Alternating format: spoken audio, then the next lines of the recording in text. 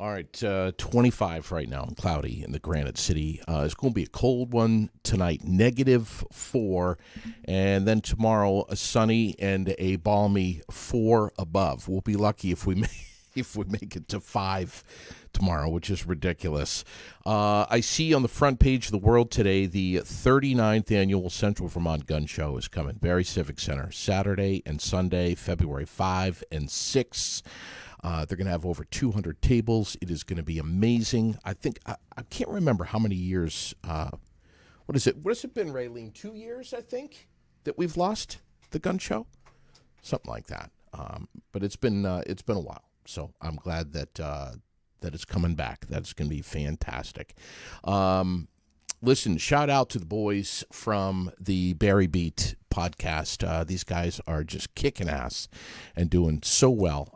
Rich Morey and Michael Booton, always interesting chatter to listen to Monday nights live here at 7 o'clock. So a tip of the hat to those guys. We've got with us, sitting right on the other side, Carl Parton, the local sports guru. This is what, number 2, I think. Yeah, this is our second time. I was here a year ago. Yep. Isn't that amazing? My God, was it really a year ago? Time flies when you're busy. Holy crap! Certainly, you're busy, JD. Well, I know that I know that last year, I think you were in here, and I think the timing of it was just like impeccable because we had just come out with the announcement that things were going to loosen up a little bit for winter sports, which you were ecstatic about. Very happy, yes. Yeah, it was. I think it was February that games actually started last year, and I came in maybe late January, just prior to our huge push to, and of course, last year, the winter of 2020, an abbreviated season where no fans were allowed to go into the gyms at Spalding U32 schools around the state. So, right. Both schools asked us to stream all of their high school sports games. Yeah. And what was that like? How was that? How did it was go? An adventure. It was a fun adventure, too. A challenge, number one. I had really done only a few live stream video games prior to that, but I jumped in both feet, and I got 20 great crew members from around Central Vermont that chipped in different ways. Yeah. And we did over 90 games in 44 days. This past winter? Yeah, that was just in February and early March of 2020. Yep. Things were bottlenecking. They needed to be able to get a certain amount of games in to have an official season. Yeah, I mean, they would really about to take whatever they could get at that point. Right. You know, the fans wanted to see players play, even if it was only on the internet. Oh, sure. Players wanted to play, coaches wanted to coach, and so we got a season in. It wasn't a perfect season, but the kids still got to play winter sports, which was good. What was it like for you running a camera and a microphone when a big play was made and the crowd wasn't there to scream and go crazy? It was very different. It was almost eerily quiet the first few games we did, but I'll tell you, the bench came into much more play, and the assistant coaching staff came into a bigger play because they were actually the crowd. So you were playing for your teammates. What sports are we talking about last winter that you were able to get in? Yeah, we did hockey and basketball for Spalding U32 and Montpelier. We called games, the basketball games. Williamstown, we sent a broadcaster to commentate, and they had automatic cameras. Montpelier, like Twinfield now, has the NFHS network. Yeah. Pixelot camera, which follows the ball. It's really great technology. It's kind of cool, but they don't have any audio, so they brought us in to provide commentary. Wow. And Williamstown has the Huddle system, which is another automatic camera that follows the ball. It gives a great picture, but again, no commentary. So fans that are watching it from home, we provide that little spice that makes it a real game. That's right. I mean, obviously, we're going to talk about this winter and what's going on right now and all that. But was there a standout game for you last year? Oh, wow. Is it basketball or is it hockey for you? Which one? Wow. I think if I had to choose one, I don't know. I guess, seeing Montpelier in a championship game, because I do subcontract for the NFHS network, and and being there and seeing Montpelier win the championship was pretty fun in a tight game. So, I mean, you got to love it when a local team wins. Right. And certainly we have the potential this year too. I don't want to jump ahead about this winter, but there's some solid teams in boys Division II basketball specifically that have a great shot again this year. So, and some of the restaurants last year were real good about pulling in the feed and having it available to the local public who could go and sit and have a beer and watch the game. It's amazing the following that specifically I would choose Spalding hockey has, and that's boys and girls hockey. But yeah, I know. The golf course and Gusto's both would have our live stream feeds on for the hockey games. They had huge crowds, a lot of fun. Yeah. And, I call the BOR the BRR. Yeah. Because if it's 10 degrees outside, it's 5 or 0 in the BRR. Yeah. It is the coldest building in the state. It's vicious. Well, it never warms up. No, never, ever.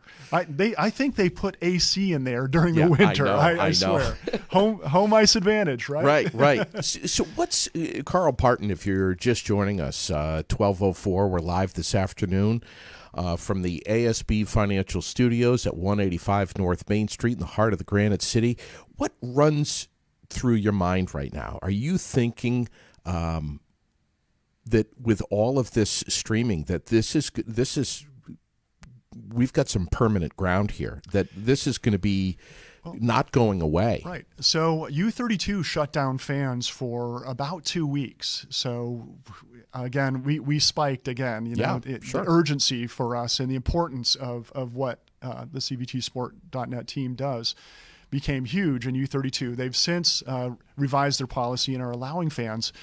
But even Spalding, who has had full fan participation this year, we've been doing all of their games, and we're getting 500 views a game right now. There are people that still don't feel comfortable going to the gyms. COVID's not completely over yet. Right. We want it to be, but it's not. And the number of views has stayed up, and it's been amazing. And I think it will always. I think so. And I get and what makes it almost worth it, even when financially it's a break-even proposition. What makes it totally worth it is I get so many calls and so many emails from grandparents, and it doesn't have to be locally, but there's a lot of local. All across the country.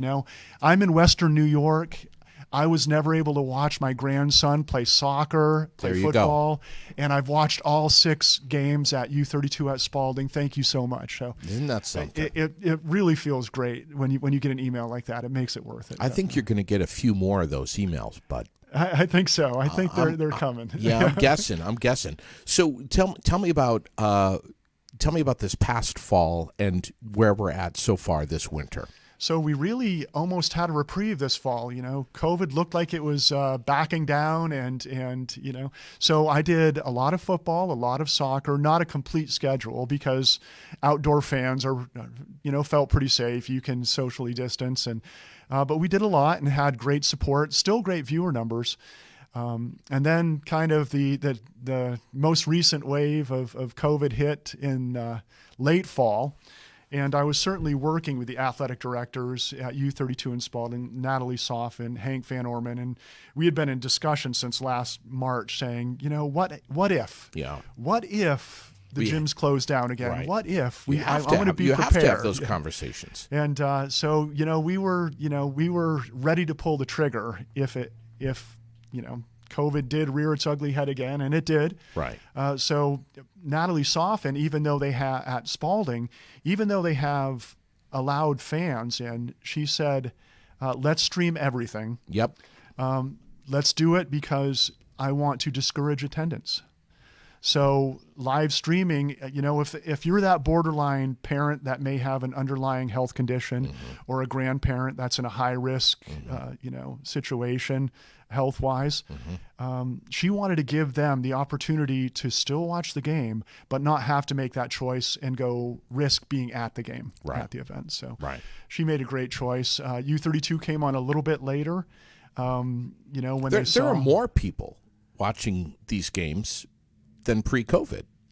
Oh yeah, definitely. Isn't that something? Definitely. Yep. It's and I mean, I jumped in both feet, and the technology's amazing. And I say this looking over at you. You look like you're at mission control at NASA with your dial switches, microphones, lights, headset over there. But the technology's amazing right now. Sure. I went from just barely being able to stream a plain video, and now with the technology that I've learned, we have instant replay, we have scoreboard, we have clock, we have Wow.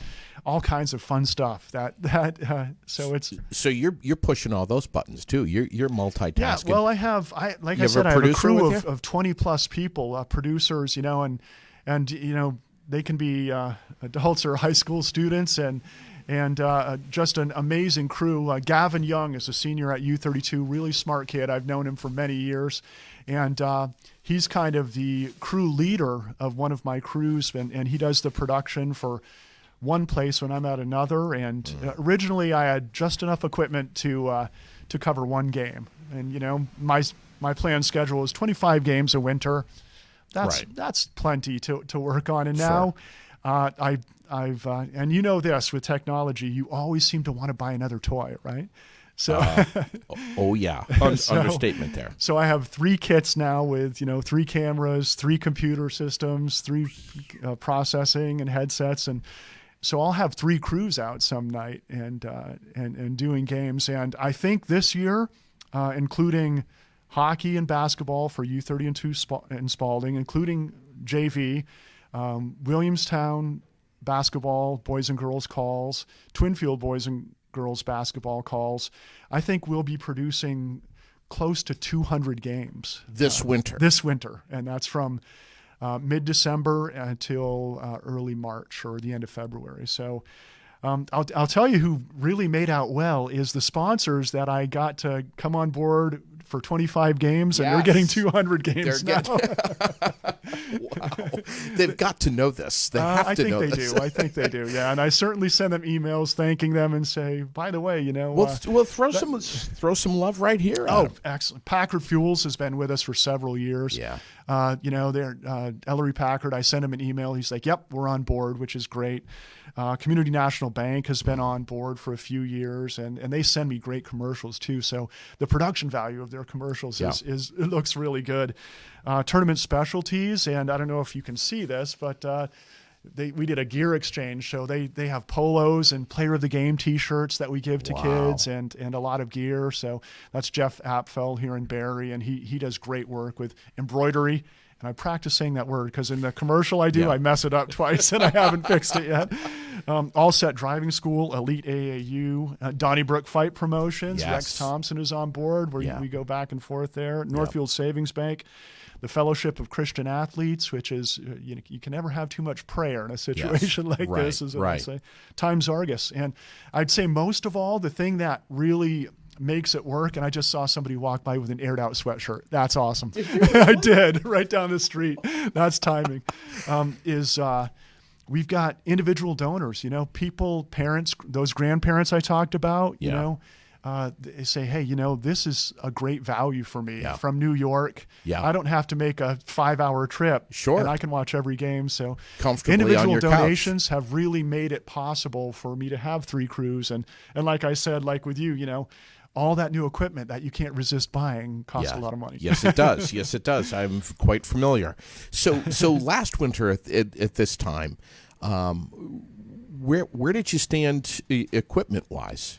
Yeah, I had just one setup, and I picked up a second, kind of piecemeal. It wasn't of the quality of my initial setup, so I couldn't do instant replay with it and stuff like that. But yeah, I bought 3 brand new computers and 3 Canon cameras, and so I'm all in. So there wasn't a whole heck of a lot of stuff under the Christmas tree this year. You had it was mostly to myself. Don't tell the kids. Wow, man. So, but I mean, this is smart to anticipate this change, this technology, and like I said earlier, I really think this is going to be a permanent fixture with our local sports community. We're going to be relying more and more on you. bringing people us like the me. games. Yeah, and certainly I think the technology is becoming more and more available. But even if schools go with the permanent cameras, which are pretty cool technology, still providing the call, or for those venues that want something a little extra, a little special, rather than just that static automatic camera. So tell me about Central Vermont Television, CVTV. Absolutely. Tony Campos and CVTV 723, they've been a partner. Well, I had something called CVSR back in the mid-90s. It was my own idea for a 30-minute public access ESPN type show. And 1995, I was out with my Betamax practically, Wow. and, a tape camera. And I'd tape 3 games, and I'd go in the studio, and it would take me like 30 hours to pick out 2-minute highlights from those 3 games. Yes. And then This was before Adobe Premiere. Absolutely. And so I'd have a little 30-minute show on public access every week. And Tony and I and CVTV 723 and Orca Media and I have been partners since back then. So CVTV 723 airs the games on many of the games, all of the games last winter and many of the games this winter on public access channel 192 or 194. And I think that's what like some of the local venues play. It's right on their television. They bring up the cable and it looks great. Yes. And they have a lot of fun with it, I think. Wow. So and I know that because I've heard Tony say several times, Carl Parton, he's the real deal. He came in here with some great ideas, and he just popped. And he speaks very highly of you. He knows what he's dealing with. He recognizes somebody that really wants to embrace what their passion is, and he knows that about you big time. Oh, yes, kind of Tony to say those nice words. Yeah. Do you ever get over there and fool around with the tools over there, or do you have it all at your house now? Pretty much at my house now. Yeah, I used to. Back in the 90s, I'd live in either the Orca studio or the CVTV 723 studio, which at the time was at Spalding High School. Right. Back in the mid 90s until. Tony's since built the studio there, which is a great facility. And now you're able to get the feed electronically. You don't absolutely. Yep. I don't need to put deliver a tape box anymore. Yeah. Yep. I remember those days in radio where we had to physically get in the car and drive the tape over to the other radio station. Yep. And it was literally tape, a pancake tape. Yep. So you just email it over, and it goes into a Dropbox, and that's or it. the live stream. He picks up the stream through the URL and can run that directly through his system. So my goodness. Yep. So since this past fall, you've been busy. Oh, yeah. And, a lot of time goes into covering the games, which I really love. I mean, being able to watch a team several times instead of 2 or 3, you really start learning the players and the coaches and the nuances. And it's kind of like Thunder Road. You go there and you watch it once. It's neat. You watch the crashes. But once you're there for a long time, you start getting to know the people and you get to know the kids and really enjoying their style of play, whether it's hockey or basketball. So it's been a lot of fun. I think the biggest thing that kind of surprises me, and I'm sure any personnel managers out there, even not involved in sports, understand this, is probably I take as much time organizing the schedule and okay, I have a producer, a cameraman, talent, and this person coming for color commentary, this person doing stats. So it's quite a logistics, and I love logistics. But it's quite a challenge making sure you have all the spots filled. Yeah, you are light years beyond what we're doing here with all of that. I mean, that's crazy, and you've got to remember all the players' names. And we have a roster. Oh no. Well, I mean, you got the roster. I forget my name sometimes, JD. But how do you do that though? I've kind of wondered. I mean, you must remember some of the players. Yeah, absolutely. After you've done a few games, you know the kids by looking at them. Except in football or something or soccer where they're a mile away. But how do you do that though? You look down and you see their jersey number and you got a name immediately? Yep. I think that's pretty much it. Yeah. How do you do that without missing the next play, though? It's a skill, and that's why it's good to have a color commentator. Oh, but my God. it's a skill you pick up, I think. And as somebody who's been the debut venue for probably over 50 different commentators in Central Vermont over the last 13 years, whether they're adult or high school students, Sure. I think people enjoy the challenge and they get better at it the more they do it. So. What's the rest of the winter look like right now for high school sports? Yeah, well, we've got the rest of January and February, so we're looking probably at 100 games. Oh, I also am streaming and producing the Vermont Technical College basketball games this winter. So probably over 100. I definitely will be producing and providing the call for the Barry Auditorium semifinals and championships, which everybody's hoping, praying, keeping their fingers crossed we'll have full attendance this year. Yeah. And last year was so strange at the Barry Odd. I'm sure it was. With no fans there, just the ball echoing off the bricks was a lonely feeling. You could hear the fingernails being chewed off. Wow. So, and then what? What happens? I know I wanted to talk about this. February 19th, we'll be doing the pay-per-view for Donnybrook Fight Promotions Battle in Barry 6. Yeah. Battle in Barry 5 was our first pay-per-view ever for CVTsport.net. Yeah. It was our first multi-camera shoot. Yeah. And it was so much fun. It was such an extravaganza, such an event. And by the way, you were a rock star. You rocked it coming in at the beginning, pumping up the fans. I mean, you were like the great orator at a Roman Colosseum, just getting the crowd aroused with bloodlust. Yes, it was amazing. Here's the thing: I've never been to, and I don't know if you had prior to going to, if you've ever been to any amateur MMA fights, but I had never been to one.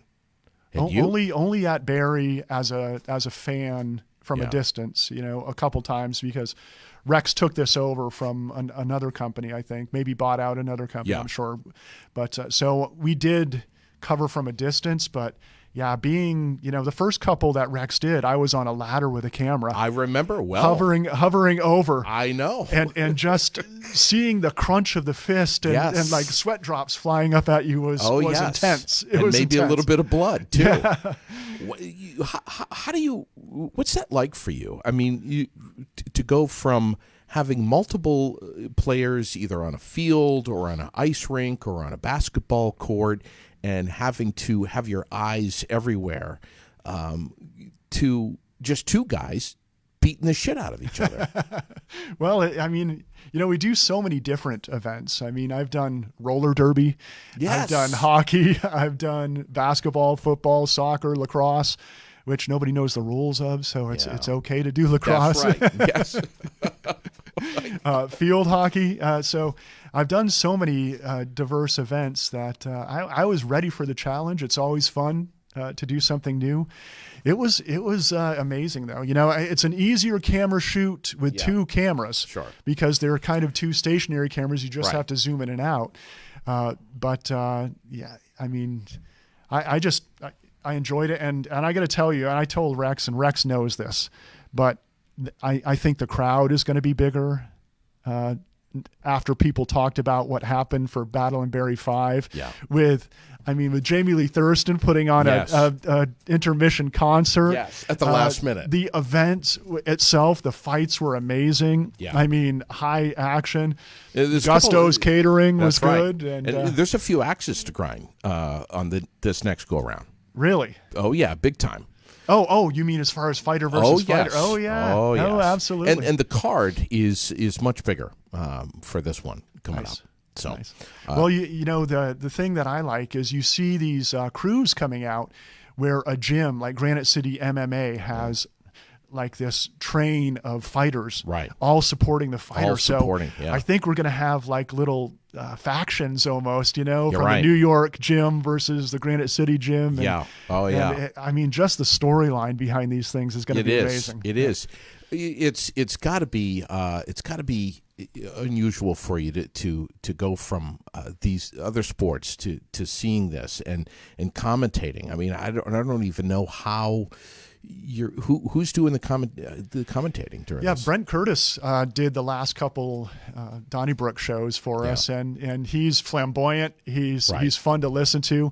I always say about Brent that when he's doing a high school basketball game, it can be a 40-point blowout. Yeah. But if you're listening to him on the radio, it's still you're on the edge of your car seat because he's making every shot and every play sound exciting. Sure. And now you put Brent in a situation where it really is every single moment is exciting and it's just outstanding. Are you guys able to grab some of the fighters after they get out of the cage, or is that? I think that's the plan. We, when I did tape delay prior to the last couple shows or the last show, I do a post-fight interview, and I think Rex has planned for some talent to come on, and we are going to get a post-fight interview. At least with a winner in that situation. But the show flows pretty quick. So it does. It's like a maybe 1 minute, maybe 2 minute thing you can get in there before the next crew is coming in ready to go. And DonnybrookFightPromotions.com to be able to purchase in advance the pay-per-view stream. Yep, I've sent Rex the link. I don't know if he's promoting it yet. We want to see Rex sell tickets first. Sure. The pay-per-view is for those people that won't and can't come, or they want to get just a little taste of it to see if they want to come to the next show. Sure. Yeah. And once they get a little taste of it, they'll come to the next show. So what do you do now? You get the cameras mounted up on top of the cage in advance? Yep, we have a stationary camera, one at north, one at south, and then we run it back to the production kit, and our commentators are at the table ringside, and just kind of switch from 1 to 2, and you have a live producer, obviously. Yep.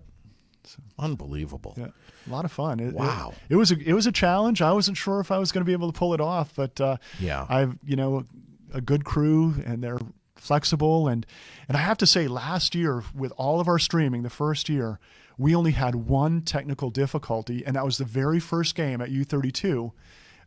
We had an HDMI sequence where you have to plug in one before the other. Understand. So there was no sound in the first half. We fixed it for the second half, and the whole season we didn't have another technical issue the whole year through 90 games. Those are the kinds of things that you only need to learn once. Yeah, absolutely. And this year, we've had a couple, but it's all a cable, a bad Ethernet cable. Sure. And it takes you 30 minutes to figure out what's wrong. Exactly. A bad XLR cable. Right. But we've been pretty fortunate this year too. Yeah. So, one of the questions I wanted to ask you is, do you ever miss the Frost Heaves? Oh, absolutely. Yeah. And I wish there was a way. We talked about there really has to be a multimillionaire in Central Vermont that wants the Frost Heaves back, because they had a huge following. And I did public address for the Frost Heaves, and I remember part of my job was to get the fans to all stand up and squeeze to their right so we could squeeze more fans in at the Barry Auditorium. And for the Barry Auditorium to be at maximum capacity, is really you're not going to see that really unless, and this is where I wanted to lead into the Division II basketball, boys specifically.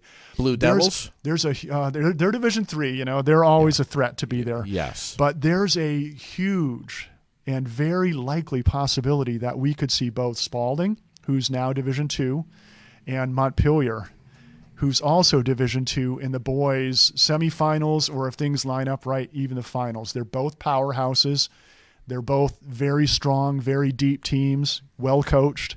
And as a local sports enthusiast, I am just hoping that happens. It would be crazy at the Barry Auditorium to see Montpelier versus Spalding boys basketball championship. It would be something from back in the 50s when they were both Division I and drew huge crowds. What do you think the likelihood is, percentage-wise, if you had to take a wild stab? Very good. I think I would say 95% that they're both in the Final Four.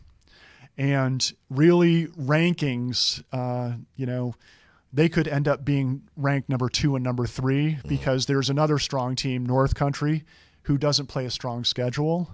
So they may end up running the table or having one loss maybe, and they could be number one, but Montpelier's only loss is to Rice, who's a Division I powerhouse, and it was a very good game. So who knows? It's there's potential there, and I'm excited about the potential. What about Norwich? Do you ever get over to Kreitzberg?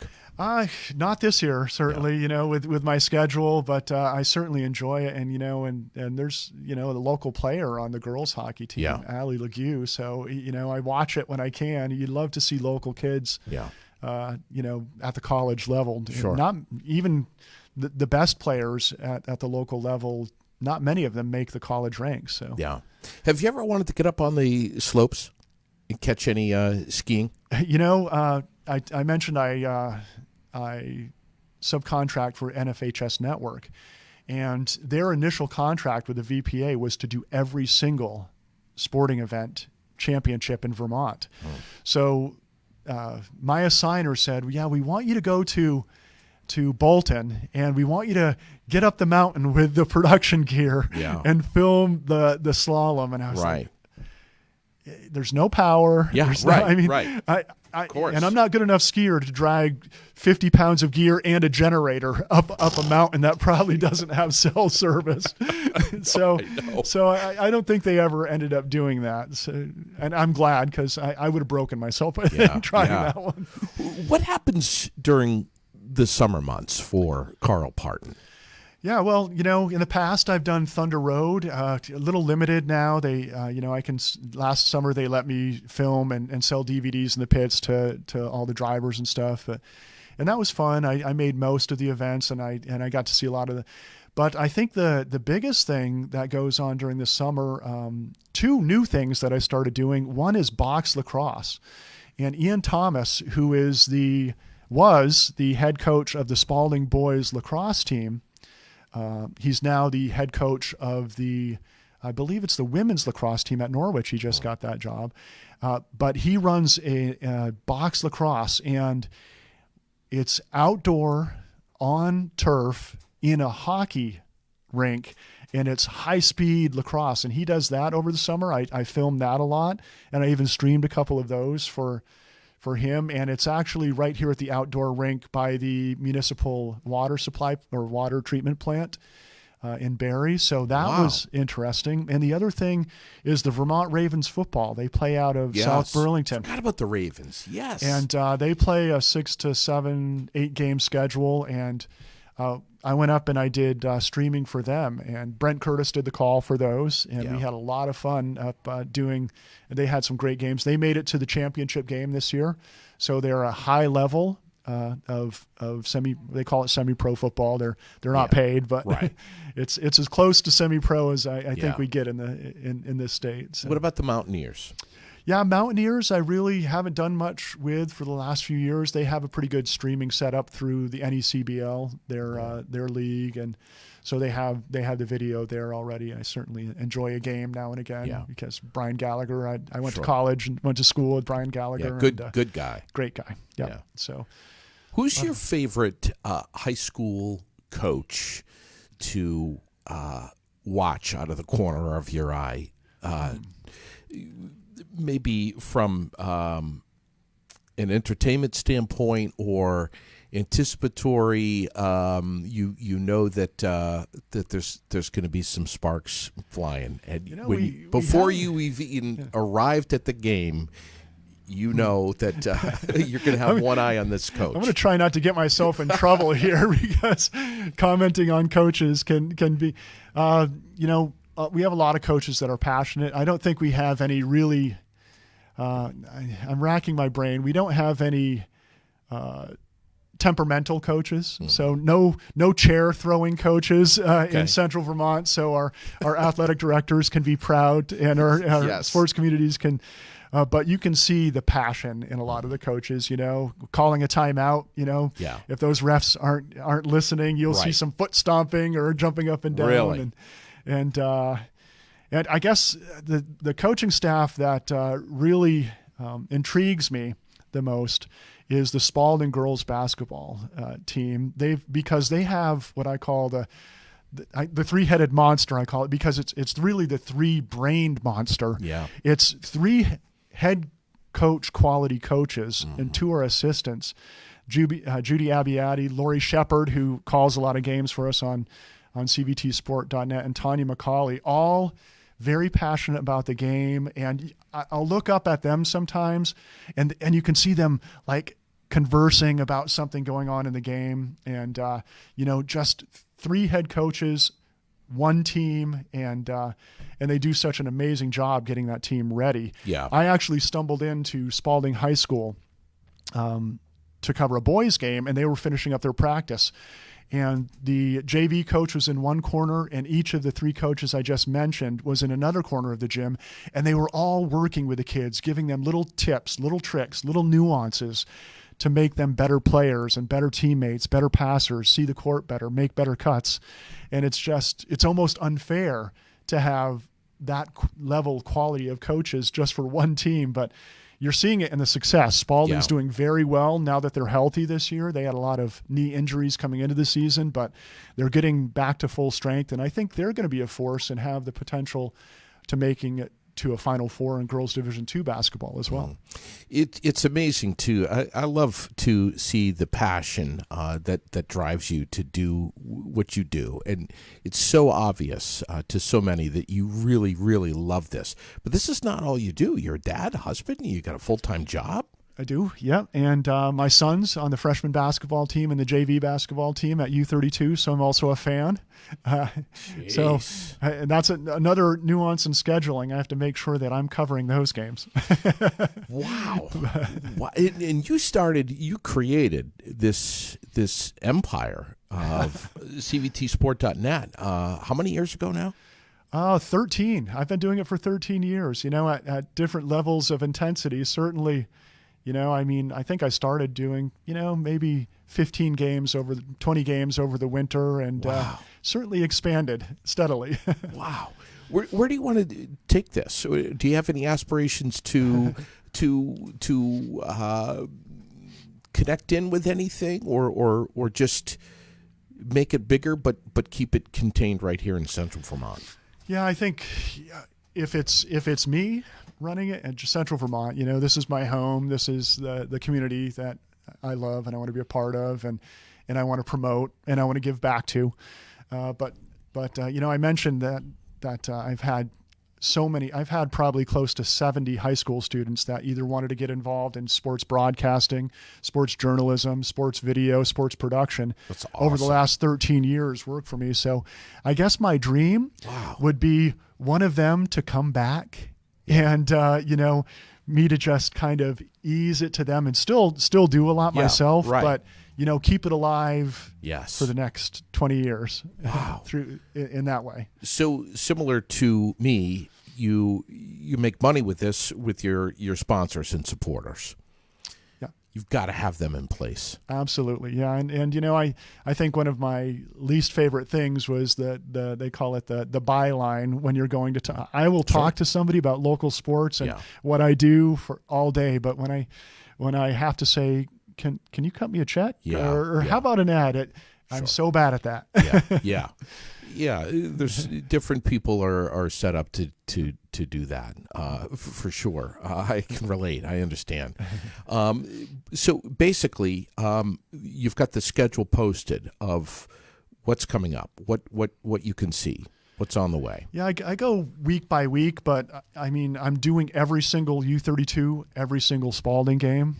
Even a couple middle school games that fit in the schedule for U32 because they needed it when fans weren't allowed. So I made a point to make sure I was there for U32 and the middle school parents, and they're more passionate than the high school parents. Your 7th and 8th grade athlete, they're still your baby at that point, and you do not want to miss a game for your child. That's a 7th or 8th grader, I'll tell you.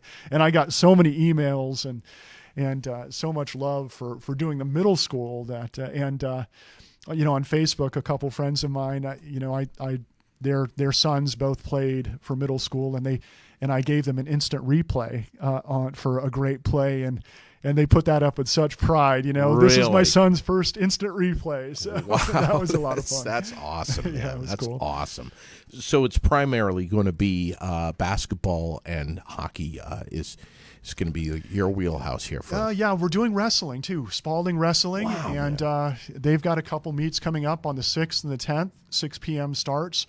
And I don't, as of right now, have a commentator. So we'll have the scoreboard and we'll have the camera and the live stream. So folks will be able to watch that still. And we're going to get good, tight camera action on it. So people will really be able to, be there even if they can't be there. Wow. So.